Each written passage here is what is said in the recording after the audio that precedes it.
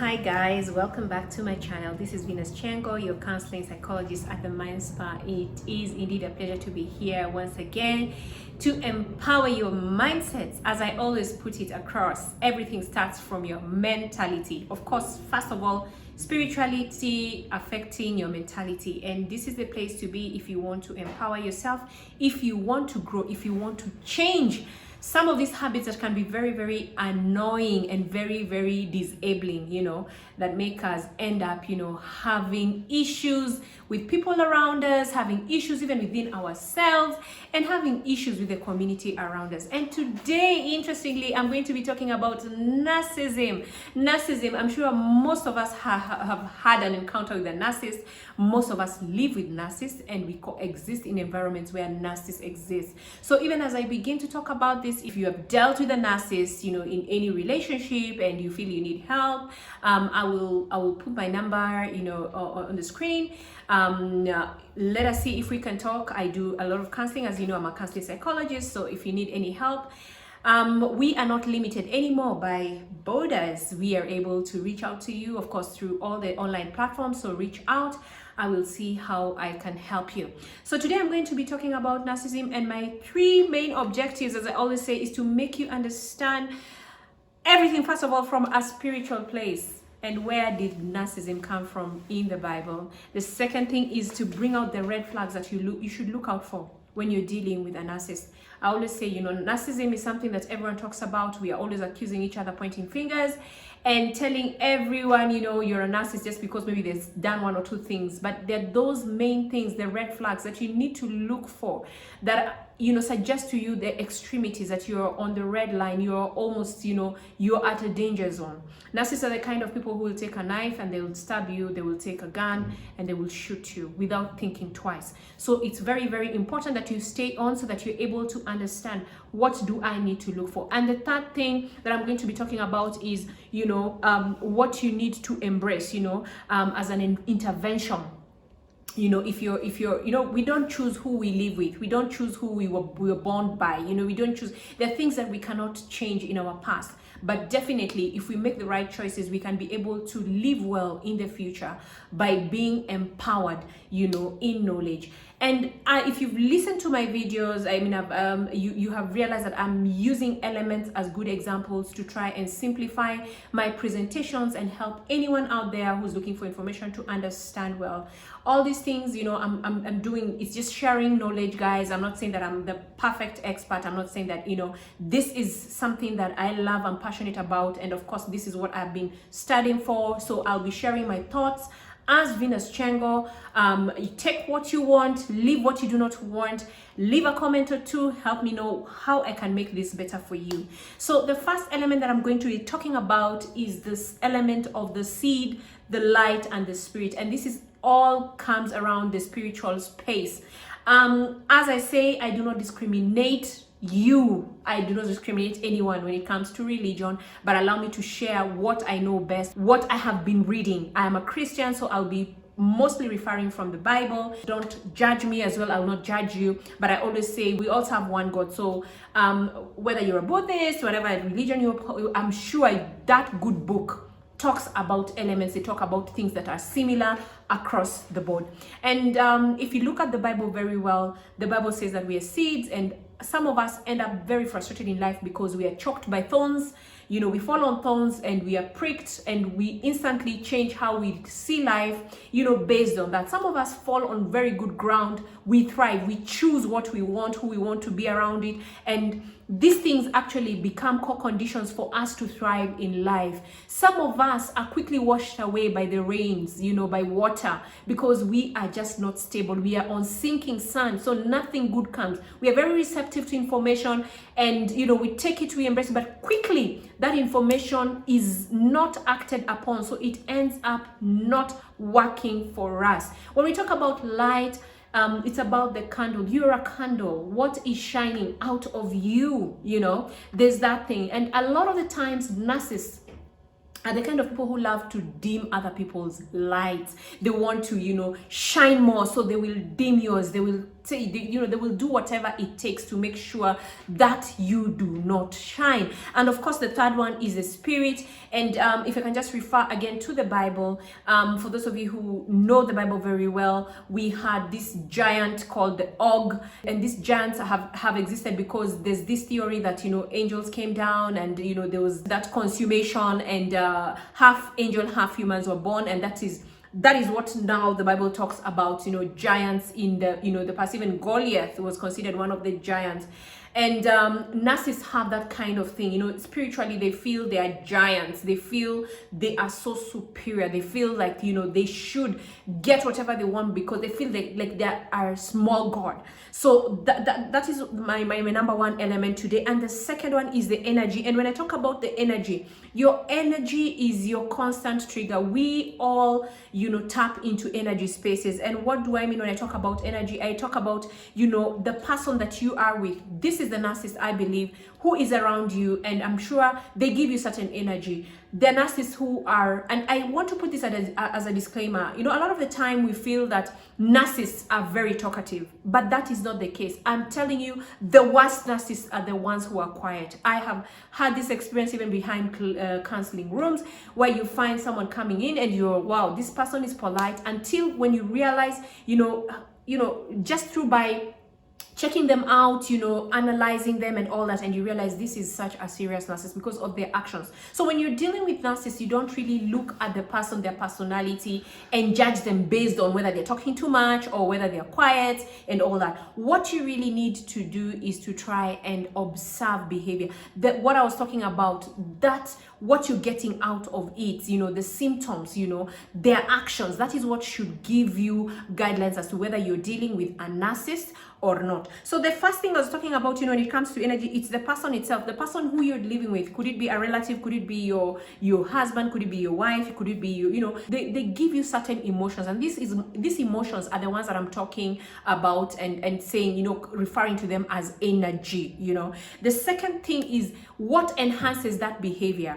All right, we say any environment has triggers, but there's some certain things that enhance, or can I say, how do I put it? They sort of like they're triggers, yes, but they sort of like support that behavior, and we'll be looking at it more as I continue presenting this to you. And the third one, of course, is the reward system. Do you reward the narcissist, or do you tell them off? So these are some of the things that you need to understand for you to be able to know how to deal with narcissists around you. The other key and most important thing, guys, is history. We are all a product of our past, our upbringing, our experiences. These things help shape us. And the most interesting thing about narcissists, most of them, if you look at their family line, they come from a family of narcissists. It trickles down. The grandfather was a narcissist. You look at the actions, maybe this person used to be, treat people in a certain way, and you realize even the grandchild is like that. The second thing is past experiences. Some of us have been brought up in violent environments, and we pick these things without knowingly, unconsciously, and storing them in our mind, such that we begin without knowing manifesting the same behavior to other people.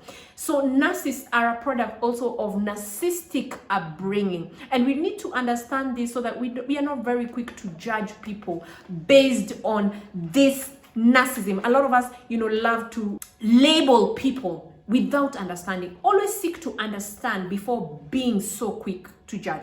And of course, when I'm talking about history, I'm also talking about the current behavior, what you're seeing in that person. So we'll be looking much more and trying to understand, how do we deal with narcissism? What does the Bible say about narcissism? Who are the people who exercise narcissism in the Bible, and what are the necessary interventions? Please stay on. I'm going to be giving you very, very effective tips on how to best deal with any narcissist who's around you. So I'm going to be giving you my own theories. As I always say, if you've been following me through in the channel, you know that I love to come up with theories as Venus. And as I always say, take what you want, leave what you do not want. But this is meant to help and empower us. So the first thing that I always say is theory number one. Guys, narcissism is a choice. It is a choice. It's not a mentality. It is a choice. It is one thing to be aware that you're a narcissist. It's another thing to behave like a narcissist. I know that some of us, we have been born and bred in environments that have encouraged this kind of behavior. But even as I do so, I want to delve a little bit into the Bible. As I said, I also go into the psycho-spiritual, where I talk about spirituality and connect to the psychology. And I would like to just quickly refer to some of the people who were narcissists in the Bible. And I want to start with King Herod. King Herod was a narcissist. This guy, even the way he used to, carry out himself, he felt that he was a god. He wanted to be referred to as a god. And allow me to just refer to my notes, guys. It's hard to contain all this information in one space and be able to just flow. So I want to just quickly refer to Acts 12:21-23. This really describes a good narcissist. On the appointed day, Herod, wearing his royal robes, sat on his throne and delivered public address to the people. They shouted, "This is the voice of God, not of man." Immediately, because Herod did not give praise to God, an angel of the Lord struck him down, and he was eaten by worms and died. Narcissists are people who have a delusional way of thinking. They feel they are gods. They act like gods. They dress, to make their role come out properly. And if you really understand Herod's life, when Jesus was born, he became very uncomfortable hearing there's another king who had been born. It really put him off, and he tried to even use spies to go and offer gifts to this king. But when they did not return, he panicked. So what did he do? He decided, I'm going to kill all the male children that have been born within a certain period. So what I'm trying to say, guys, is narcissists are extremists. They do things that would preserve that feeling of being a god. The second one is someone like David. David was when we look at the book of Psalms is such a powerful book. It's so powerful. In fact, when it comes, people call it the weapon of, a weapon when it comes to prayer. And interestingly, David, all the time, if you look at his prayers, he was always feeling like he was under attack. So the kind of mentality that he had is like, the enemies around him are too many. But the good thing is that he was always dependent on God. But look at how David was driven by lust. Look at the way he killed someone's husband, putting him on the front line to just make sure that he dies, because he was driven by his own lust. So narcissists are also victims of their own lust. They would do anything to ensure that they get what they want.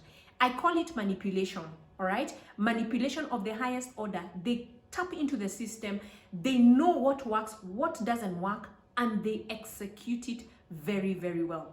Now, the brother to the prodigal son, interestingly, was a narcissist. And I want to read the word of God, as I said, so that we are able to understand why. This is in Luke 15:29-30. Luke, he says this, this is what he says to the father after the brother comes back. "Look, these many years I have served your command. You never gave me a young goat that I may celebrate with my friends. But this son of yours came, who devoured your property with prostitutes. You killed the fattened calf for him." And this guy just feels like, what? Why are you giving someone else attention? I've been here, I've been working for you, I've been doing this for you. You're deserting me here. You're going to give someone else attention. So these are some of the traits that we're going to be talking about. As I said, I'll be bringing out the red flags that you need to look at, guys, and see and clarify and know when you need to, do something, take an action. But at the end of the day, what I'm trying to say is, even in the Bible, we had narcissists. So it's very hard not to have narcissists around them. All we need to do is to learn how to deal with them. Now, allow me to go back to explain. It's good for all us to understand where narcissism comes from, and what narcissism is all about. What do the psychology dictionaries say? What does the Bible say about narcissism? Of course, I've tried to talk about the narcissism to try and give you, a deeper understanding when it comes to the spiritual space. But now let's look at history. Where did this name called narcissism or narcissistic tendencies, where did it come from? This is the most interesting thing. It is named after a Greek mythology who fell in love with their own reflection. They fell in love with their own reflection. So this word narcissism is about self-exaltation. It's about You have too much belief in yourself that you feel, it's about, basically, guys, if I would put it, it's about someone feeling like they're basically God.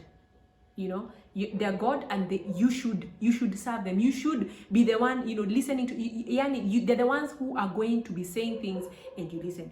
If you do not conform, of course, the consequences. Psychologically, we call it a mental condition where people suffer from an inflated sense of their own importance and admiration. They are also in troubled relationships, and they lack empathy for others. So when I was talking about narcissism being a choice, even the people I've given examples in the Bible, there are people who made choices. They had choices. Herod had a choice to tell people, do not praise me, praise the one and true God.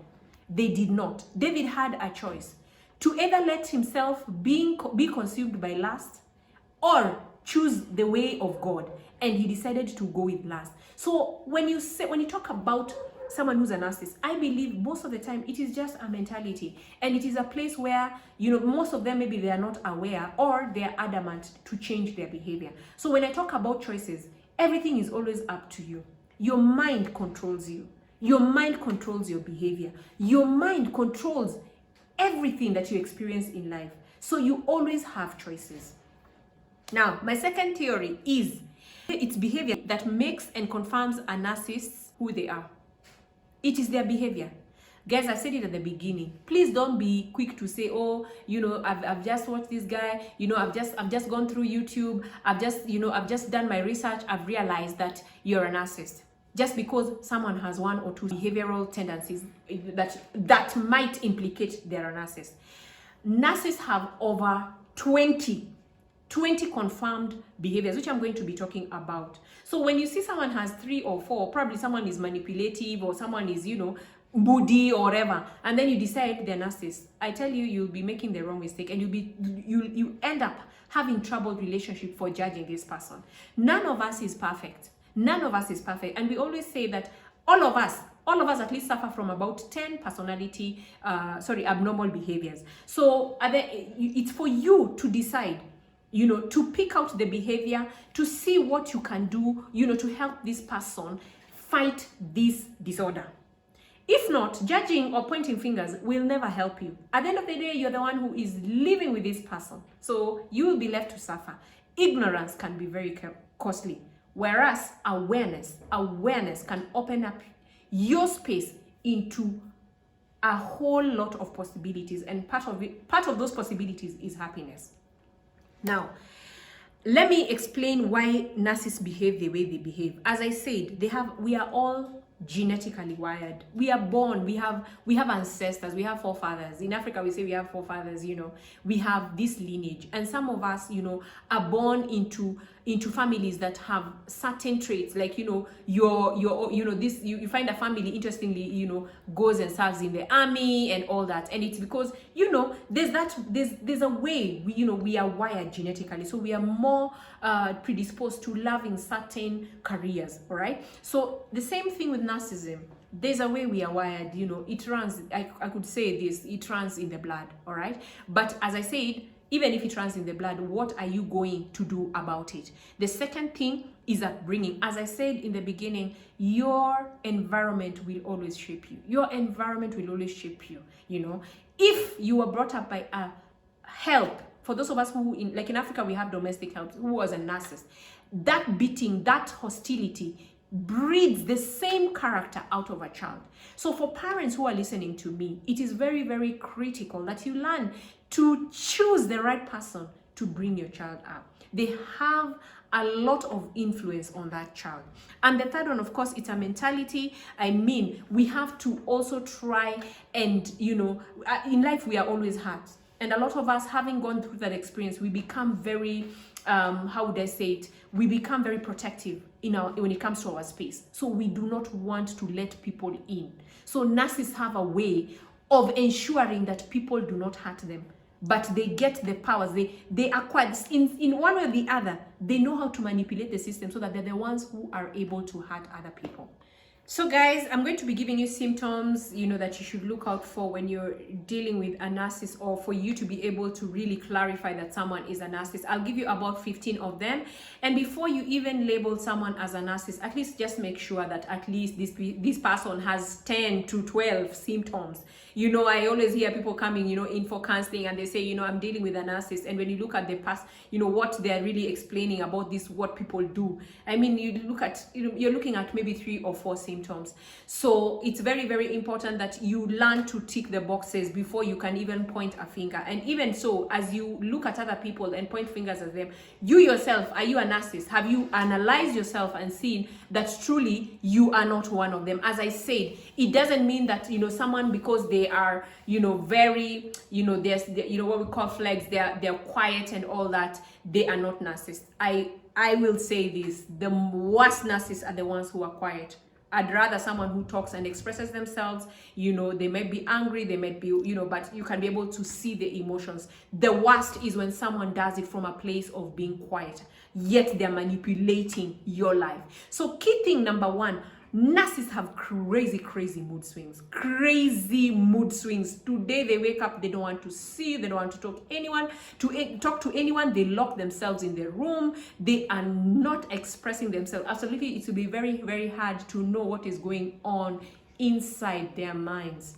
You try ask them, they will tell you they're okay. And of course, that okay is something that even us women use it a lot of the, I use it a lot of the time, when I don't want to just, vibe, I don't want, too much, so I'll just tell you I'm okay, but deep down we know. But for narcissists, it's an extreme. Today they wake up and they're just hostile to everyone around them, and this, they do it, and I want to underline, to manipulate people. It is not because they just feel they are moody. Of course, once in a while we are allowed to get moody, but they do it because they want to manipulate. And in case in point, if you're dealing with a teenage narcissist, they will use mood against their parents to try and get something that they have been asking for. So it is very, very important that we always go back and ask, why is this person doing it? What could be the reason? It's always good to kind of like analyze what could be going on, away from even asking what could be wrong with this person. It's always good to check, what are they driving? What is their intention? Because as I said, the Bible says human beings are vehemently wicked, and trust you me, they are.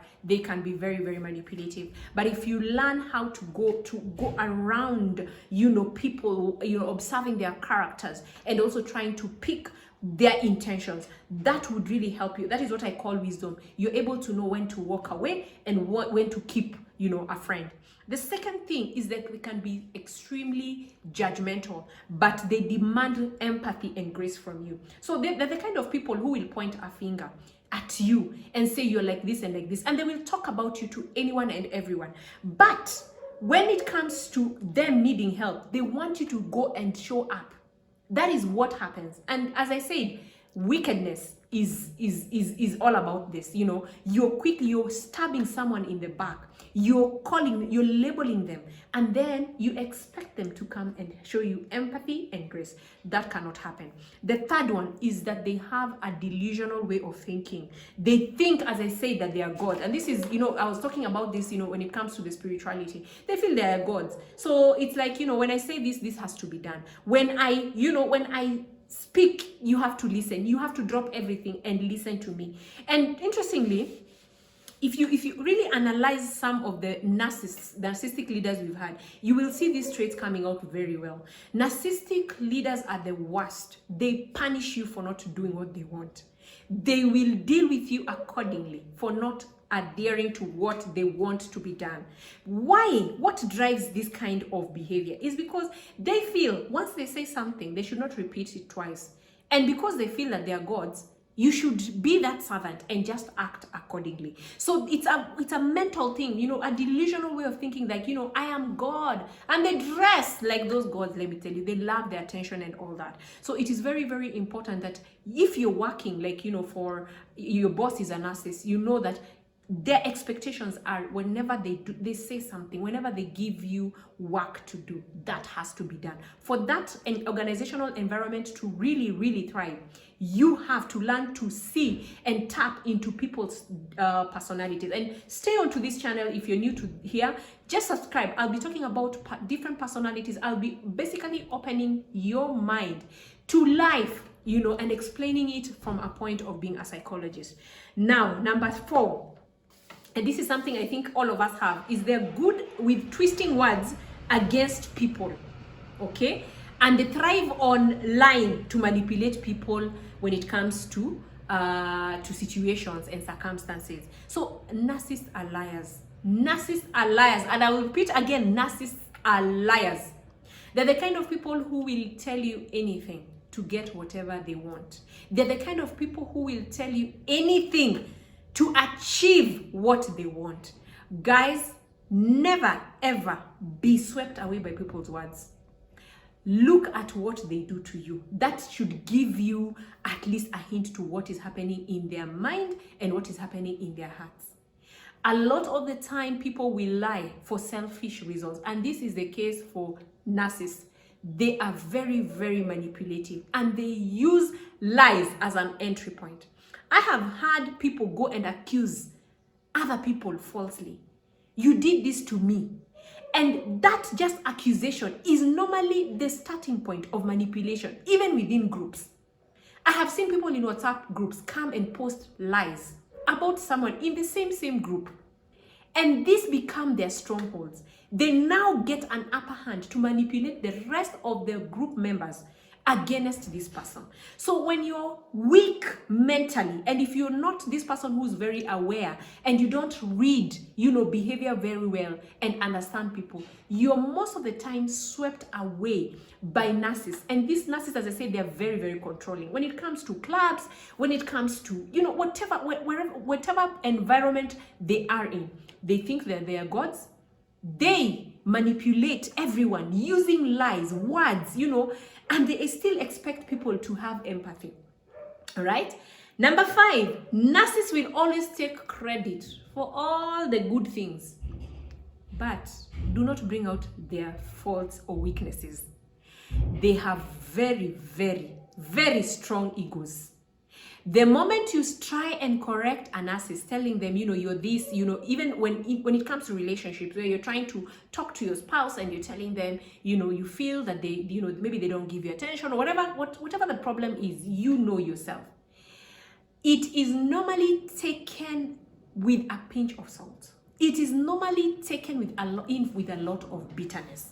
So you don't, of course, if it's taken that way, you expect a level of delay when it comes to their reaction, their, change, because they first feel that you've hurt them.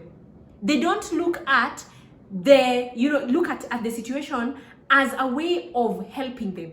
They look at it as an attack. So if you have a narcissistic partner, if you have a narcissistic spouse, if you have a narcissistic, if you're in a narcissistic relationship, you have to know how to approach this person when you want to correct them. Because sometimes, in as much as you have good intentions, it ends up making the relationship go down the hill. Number 6, they punish others quickly and easily. Oh my goodness, narcissists are bad. Narcissists are the kind of people who will leave home and come back after 3 days. They don't care.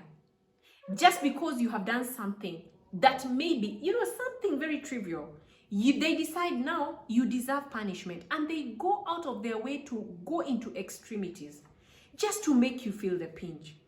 Those are the kind of people that are very, very, very insensitive. All right. If you're a husband and you're leaving your wife in the house, maybe you don't have children, you're going to party with your boys just because you're feeling angry or annoyed. 3 days, 2 days, you've not come back home. Do you think that is fair? You need to really reflect and see your actions. And especially because at the end of the day, these things have a spiritual implication. You are not God. You're not God, and you'll never be God. But the moment now you try to step in, look at what happened to Herod. He wanted people to even call him a god. And the moment he got that name, that people calling him, that he's saying that he's speaking like a god, he fell down and died. And he was eaten by worms. So pride comes before a fall, as I always say. It is for you to decide. It is for you to decide, what do you really want out of life? Do you want to lose yourself because of feeling you're a god? Or do you want to humble yourself so that you can be exalted? Even relationships, for relationships to thrive, it takes being humble. It takes being humble. And being humble means having a self-check. The way we take our cars to the garage, always going to check, how is our oil? How is our mental oil? How are our tires? Do we have grip in this journey called life? All right. The seventh one is that narcissists love to turn people against others. That is part of manipulation. Remember I said they use lies. They can use lies in every space to try now and control other people. All right. And because now they get that upper hand, they really manipulate people. And they're very quick to start conversations, and they love to discuss others. It's always, when you meet a narcissist, it's always like, oh, she did this, oh, she did this. Very, very judgmental. They're the kind of people who will go into your inbox and tell you, oh, we are tired of dealing with so-and-so. She's like this, and very judgmental. So it's for you to now start picking up the narcissists that you have in your inbox, in your houses, in your society, in your organization. It is for you to pick them out, even as I continue explaining, so that you're able to know how to deal with them, very, very effectively. At the end of the day, let me tell you guys, you have the controls. You should not be a victim of narcissism. This one cuts across, because I am, if we were going to judge ourselves going by one trait, I would say that I'm a narcissist, but thank God, it is just one. Now, narcissists love to misuse resources. Oh my goodness, they can be spendthrift. Remember, when I talk about manipulation, it spreads across the board. It is about me, feeling or, justifying why I should treat myself better. Remember, anyone who considers themselves as a god will want the best, the finest things in life. So they will go out there and spend without even consulting, you misuse resources left, right, and center, and not even care, because they're very, very selfish. They're very, very selfish. So if you're out there and you spend a lot, and without really considering your partner, maybe you need to review, because it is indeed one of the ways of manipulating people around you. And if I could just say this, it can be very, very unfair when one person decides to, overspend and put other people in a very, very tough space. Number 9, they love to be the center of attractions. Narcissists are the kind of people who will walk into a room and they will scream, and they will, just to catch everyone's attention. Remember that God feeling. They just love to be the center of everything. They dress the part. Remember when I read the Bible verse, and the Bible saying that Herod loved to dress in that robe. They know how to dress. They know how to get the attention that they want. So it's very, very important. Even as I continue explaining, guys, this is the 9th point. So I'm hoping you're ticking boxes, yeah? Not just because, personally, I love to dress well. I try to dress well, but it doesn't make me a narcissist, all right? So you can't say that, oh, because Venus came in and, she was shouting and she was, now she's a narcissist. No. Learn to tick the boxes. At least let's count 10 before you can judge. But this dressing bit is one of a highlight when it comes to narcissists. Now, other than dressing, they walk the part, they talk the part, they act the part. They dress the part, they walk the part, they act the part, they talk the part. Narcissists can be very confident, extremely confident. They can manipulate people with words. They manipulate people with how their demeanor, how they just, behave around people. So it's very, very important that even as you deal with the narcissist that around you, you pick these traits, know what you want out of them, know what you want in the relationships, and then this should propel you to make the right choices. All right. Number 10, they are always in conflict with other people, and they only coexist with people who are submissive. Narcissists are controlling, very controlling. And in relationships, I always feel that for a relationship to thrive where one partner is a narcissist, the other partner has to really, really, really submit. It's about just accepting this person, accepting their behavior. When you try to raise your voice, normally you're really, brought down. Remember, they normally are not empathetic. They have no grace for others, all right? They're very, very harsh.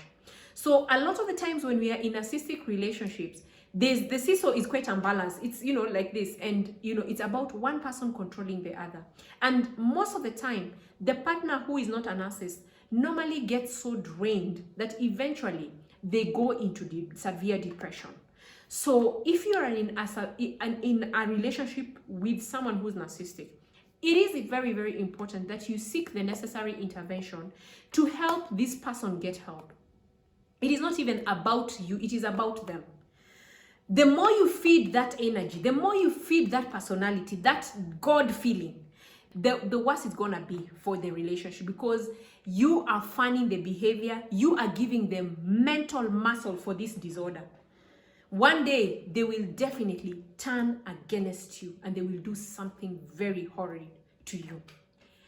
Number 11, they have little attachment or no attachment to relationships. Narcissists are the kind of people who tell you, me, I just live my life. I don't care about people. They make such comments. They find it very hard to say I love you. They find it very hard to accept people. You know, they're the kind of people who will say, this person did this to me. I will never, ever, ever. And they underline ever, ever, ever. All right? So they're very hard-hearted. Very hard-hearted. Very hard to break through. And once they decide that they are no longer going to talk to someone, or they are not going to, you know, that is it. That is sealed. All right, so they have very little, they don't know how to attach. And in the future video, once again, guys, I'm going to be talking about why it's very important for us to have attachment. And this happens normally in childhood. If you're a parent, if you're bringing up a child, this topic is something that you might need to listen to. So please hit that subscribe button for future videos. Now, number 12. They are very, very insecure. So narcissists thrive on affirmation. Narcissists are the kind of people who want to be told, oh, you look so nice. Or, you know, they love praises. Remember again, that God feeling, it's about, oh, you are like this. You're like, just getting the praises, just getting, you know, affirmed. If they're in an environment where no one is recognizing them, they are bound to be now extremely hostile. They manipulate, they try to get the attention of others constantly. So narcissists will always thrive in a relationship if they are affirmed. Are you listening to me and you are, you know, married, or you're in this relationship with someone who is who has narcissistic tendencies? It is very, very important you realize one of the secrets for keeping that relationship thriving, if you really want that relationship to work and you're committed to it, is to keep on praising this person. Be telling them good things. You know, you're dressed well. You know, I like when you do. You know, just compliment them. Because on the other hand, internally, they're normally very insecure. And everything that they do is meant to make them feel now they are able, to make them feel like they're acceptable, to make them feel like they're affirmed by other people. 13, as I said, they are compulsive liars. Oh my goodness, I will not even emphasize this again. They lie. Part of their manipulation, and I said this, I think, when I talked about point 3, is they manipulate people through extreme lies. Yes, we call it chronic liars. 14, they feel that God should work for them and not vice versa. Can you imagine? These are the kind of people, when, I hate to use the word shit, but hits the fan, they abandon God. Oh, you did not do this for me. You did not do this. You said you're my God. Now, these are the guys who are spiritual. You said, why am I sick? Why are you letting me go through this? Why did you give me this husband or wife? I don't want to have a relationship with you. And it ends there. So they're the kind, they feel like gods. And then when things are not working for them, they realize, okay, there's a God, but why isn't he working for me? And then they decide, now, for the Christians, we say we are backslidden. This God disappointed me. I am going back to doing my own things. I don't want to depend on him. So they're the kind of people who quickly, you know, reject people based on what they're getting from them. All right. Now, those are the symptoms of narcissism. And as I said, you have to look out for at least 10 out of the 15 that I have mentioned. My theory number 3 is a narcissist can change. They can be changed if they have the right or necessary support systems. Okay, guys? It is all about empowering. This channel is all about empowering your mentality. All right. There's a quote that I see, that someone, shared with me. And it says, it is love that makes impossible possible. Actually, that quote is an Indian proverb. It is love that makes the impossible possible.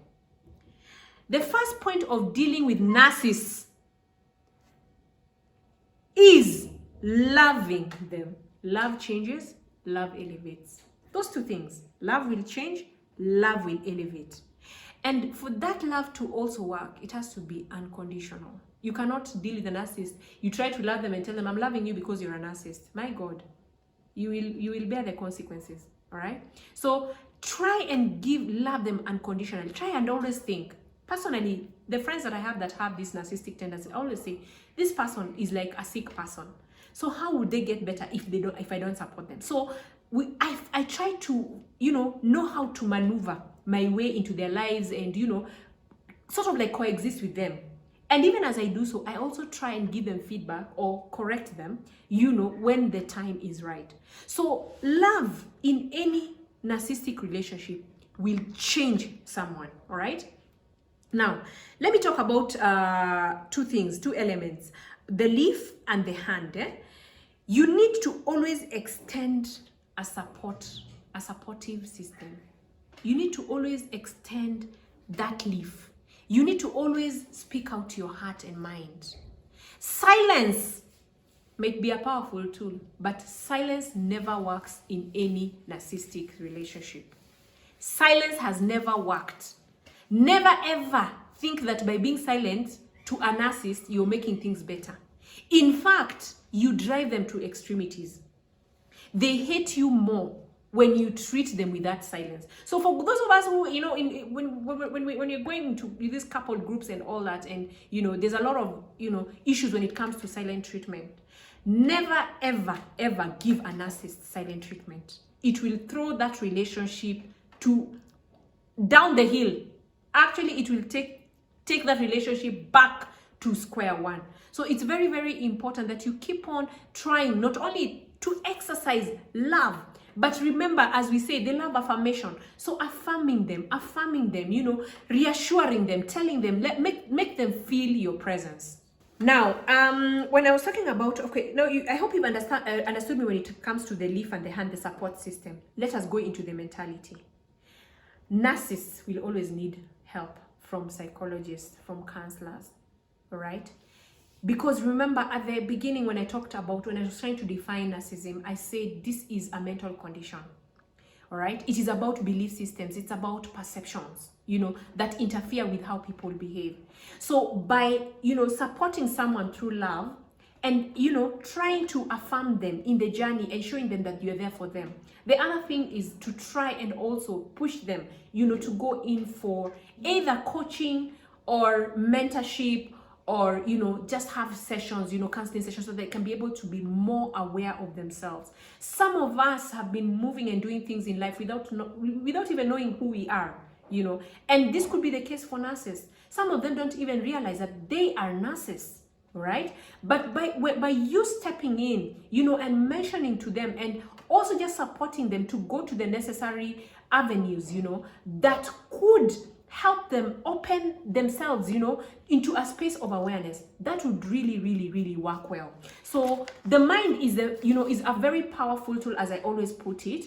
And if there's any change that has to happen, it has to start from the mental space. Now, I would also like to talk about the environment. We form part of the environment as people because we are created to be social beings, so we interact and all that. We are part of the environment.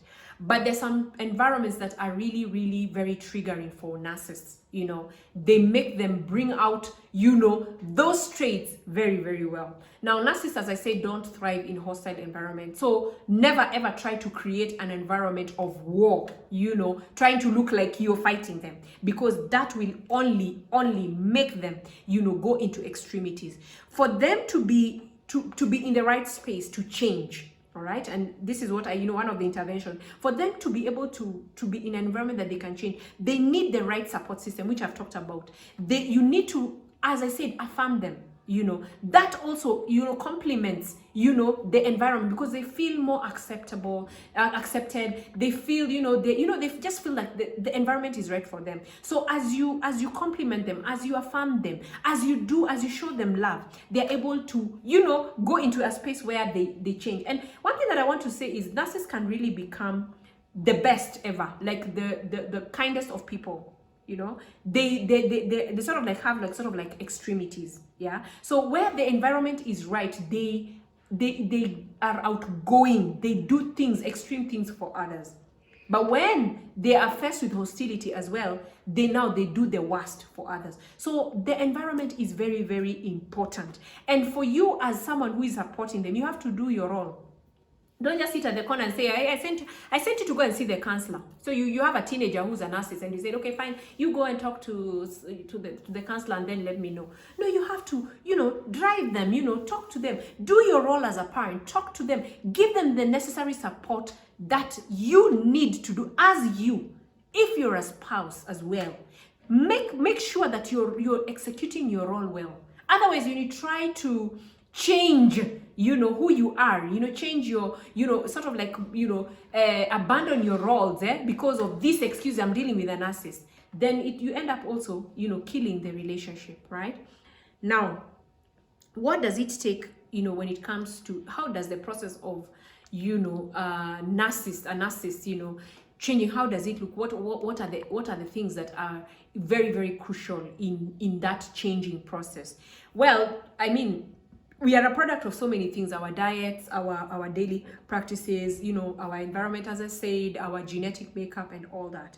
But I want to point out maybe 3 or 4 things that are very, very important. The first one is, now that we have been talking about narcissism and creating awareness in their space, that intentional living has to be there. They have to have an accountability partner.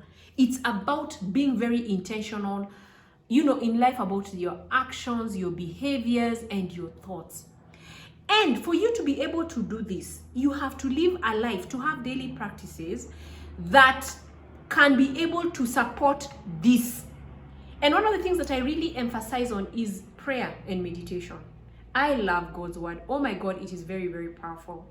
And when you really understand God's word, you're able to learn how to live well, because everything is captured in the Bible.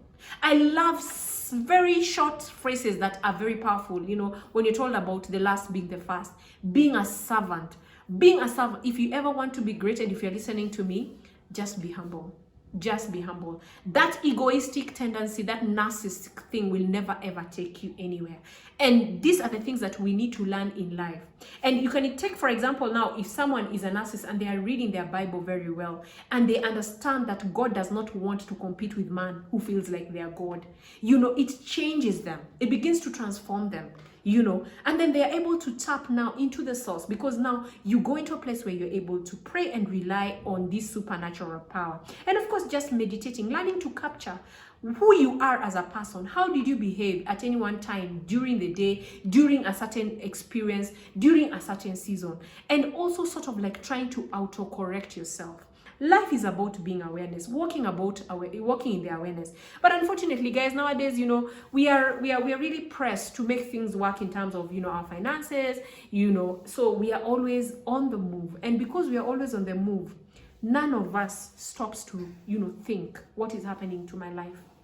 Eventually, we end up losing ourselves and losing what we have worked for, because we never ever embrace intentionality. So if you're listening to me and you have never had time for yourself, probably you should make this maybe a starting point. Just try and start praying, meditating, just open up yourself. Know you so that you can be able to coexist with people you do not know. The second thing is dieting and exercising. Did you know that your nutrition controls your mood? Did you know that? Did you know that what you eat supports the hormones that help you behave in a certain way? Yes. So your nutrition has a lot to do with your temperaments. Remember, we said narcissists can be extremely moody. So one of the interventions is changing the diet. If you're ever angry and all that, you realize that if they take the right foods, at least that anger element in them will subside.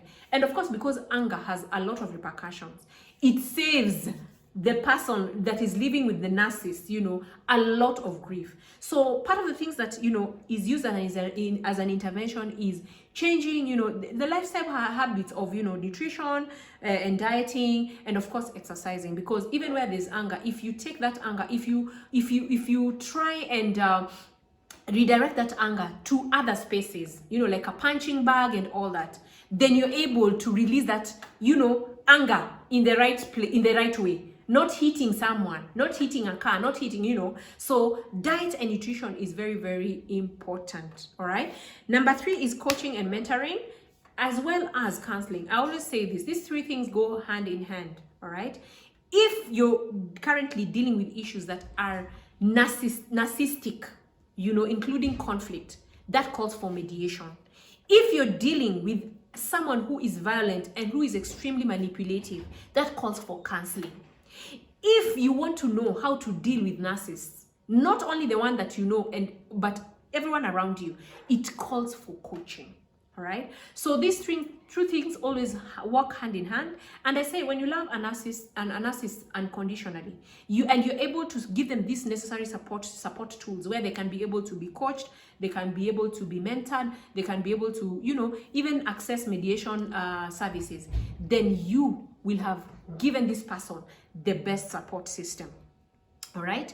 Now, I really don't want to go into the spiritual, because there's that theory that, narcissism is a spirit. So of course, there are those people who believe in exorcism, but that one I will not go into it because I personally don't really understand it very well. And until I do, I wouldn't want to give any information. But yes, there are people who believe that there are dark spirits that possess someone and make them exhibit these symptoms of narcissism, and the only way to deal with them is to go through exorcism, where these spirits are called out and removed from this person.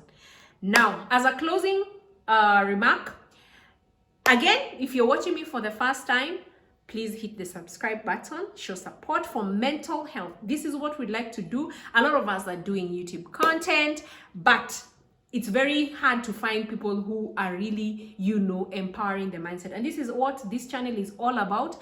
I would love to see you guys thriving, but as you thrive, let us also create the right environment in our mindsets. Guys, as a closing remark, let me say this. You can never fight narcissism by being a narcissist. This will make you depressed, oppressed, whatever, anything wrong that can go in your life. All right. The only way to fight narcissism is to love unconditionally and support. And there's someone who said, M.K. Gandhi said this: an eye for an eye only ends up making the world blind. Right? So the most effective solution, the first place to ever go when you're dealing with a narcissist, is love unconditionally. That's all for you today, you guys. Please watch out for the next video. I'm going to be talking about different things. If you also have, suggestions as to what you'd like me to talk about in the future, please drop a comment. It will help me, improve my presentations and also just live to your expectations. So till next time, this is Narccist, counseling psychologist at the Mind Spa. God bless.